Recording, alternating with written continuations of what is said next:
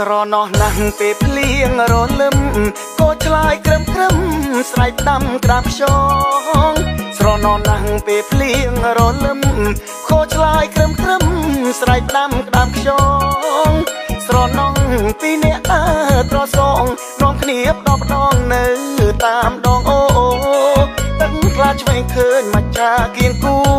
ម្ដងម្ដងលឺសូឡូលោកពោលហៅគ្នាត្រជាក់បក់មកម្ដងម្ដងត្រជាក់ចឹងភ្នងឲ្យបងរងាខ្យល់ត្រជាក់បក់មកម្ដងម្ដងត្រជាក់ចឹងភ្នងឲ្យបងរងាស្រណោះណាស់នៅពេលជួបគ្នាស្រណោះកាលគ្រានៅតោមអ្នកថាមិនហ៊ានប្រាប់ម៉ែខ្លាចគាត់ថាទៅដឹងអ្នកតាជួយធ្វើជាសាក្សី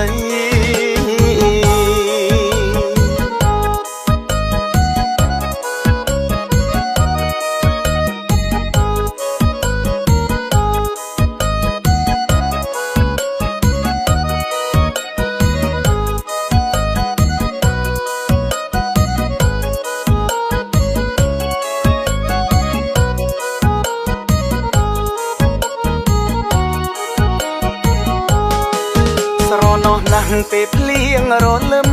ក៏ឆ្លើយក្រឹមក្រឹមស្រែកដាំក្តាប់ខ្យងស្រណោះណាស់ពេលភ្លៀងរលឹមក៏ឆ្លើយក្រឹមក្រឹមស្រែកដាំក្តាប់ខ្យងស្រណោះពីអ្នកត្រសងនាំគ្នាផ្ដោផ្ដងនៅតាមដងអូ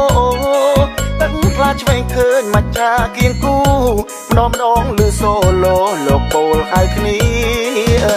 ត្រជាក់បក់មកម្ដងម្ដងត្រជាក់ចឹងភ្នងឲ្យបងរងាខ្យល់ត្រជាក់បក់មកម្ដងម្ដងត្រជាក់ចឹងភ្នងឲ្យបងរងាស្រណោះណាស់នៅពេលជួបគ្នាស្រណោះកាលគ្រានៅតោមអ្នកថាមិនហ៊ានប្រាប់ម៉ែខ្លាចគាត់ថាទៅដឹងអ្នកតាជួយធ្វើជាសាក្សី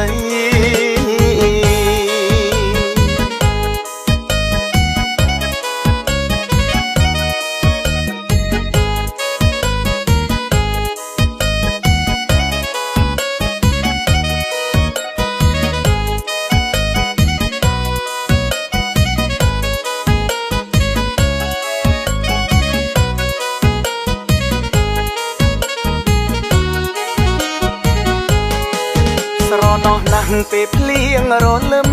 ក៏ឆ្លើយក្រឹមក្រឹមស្រែកដាំក្តាប់ខ្យងស្រណោះណាស់ពេលភ្លៀងរលឹមក៏ឆ្លើយក្រឹមក្រឹមស្រែកដាំក្តាប់ខ្យងស្រណោះពីអ្នកត្រសងនាំគ្នាផ្ដោផ្ដងនៅតាមដងអូ